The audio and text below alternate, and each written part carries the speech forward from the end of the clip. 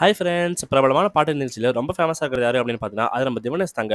குட்டி குட்டி குழந்தைகள் பாடுற நிகழ்ச்சியில ரொம்ப அருமையா பாடி எல்லாத்தோட மனசை கவர்ந்துட்டு இருக்க திவனேஷ். சென்னை சேர்ந்த இவரு பார்த்தீங்கன்னா, இந்த வாரம் முழுக்க முழுக்க பக்தி திருவிழா சுற்று அப்படின்னு அறிவிச்சிருந்தாங்க. அதுல நம்ம திவனேஷ் அவர்கள் வேற லெவல்ல கலக்கி பாடியிருக்காருங்க. நடுவர்களையும் இம்ப்ரெஸ் பண்ணியிருக்காரு. என்ன பாடல் அப்படின்னு பார்த்தீங்கன்னா, முருகனுடைய பாடல் தான் எடுத்து பாடியிருக்கிறதா தகவல் வெளியா இருக்கு.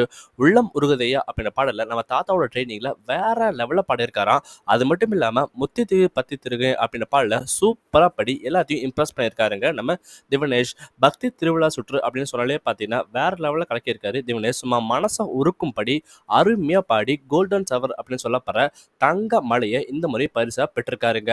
வாய்ஸ் ஒன்றும் அப்படியே கணீர் இருக்கு அப்படின்னு பார்த்தீங்கன்னா நடுவர்கள் புகழ்ந்து தள்ளிட்டாங்க நம்ம திவனேஷ் அவர்களை. அது மட்டும் இல்லாம மேடைக்கு ஓடி வந்து பார்த்தீங்கன்னா நடுவர்கள் உட்காந்து வாயை பிளந்து கேட்டிருக்காங்க திவனேஷோட பர்ஃபார்மன்ஸை. அந்த அளவுக்கு சூப்பரா பாடியிருக்காரு பக்தி திருவிழா ரவுண்டுல.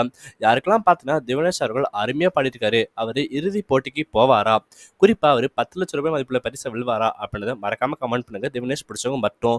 பக்தி திருவிழா சுற்றுல திவனேஷ் அவர்கள் இந்த அளவுக்கு பாடினது ரொம்ப பெரிய ஆச்சரியமா பார்க்கறாங்க எல்லாருமே.